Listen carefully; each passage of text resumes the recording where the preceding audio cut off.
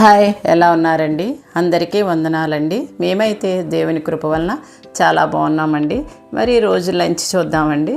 Rice అండి, పొగలొచ్చే rice అండి. దాంట్లోకి మటన్ కర్రీ చేశానండి, టమాటో పప్పు చేశాను, ఇంకా రసం అండి, పెరుగు, అరటిపళ్ళు అండి. చిన్న మాట, నీ భోజనపు బల్ల చుట్టూ నీ పిల్లలు ఒలీవ మొక్కలవలే ఉందురు.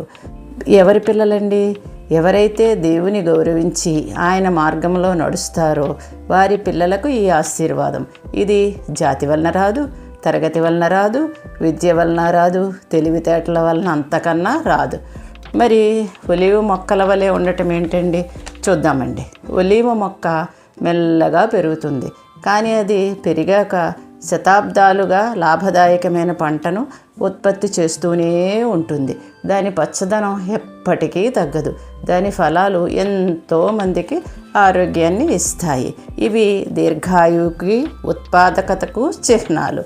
అందుకే విశ్వాస గృహంలోని పిల్లలు కూడా అంతే. వారు ఈ రోజు ఉన్న గడ్డి లాంటి వారు కాదు. తగిన సమయంలో ఫలాలను ఇచ్చే ఒలీవ మొక్కలు. ఒలీవ మొక్క సమృద్ధిగా ఉన్న జీవితానికి గుర్తు. ఇది గోధుమ లేక మొక్కజొన్న వంటి ఆహార పదార్థాలు కావు. ఇవి గొప్ప ఆశీర్వాదాన్ని సూచిస్తాయి. అలాగే దేవుని భయంతో నడిచిన ఇంటిలోని పిల్లలు నెమ్మదిగా ఎదిగిన స్థిరముగా శాశ్వత ఆశీర్వాదాలుగా మారుతారు.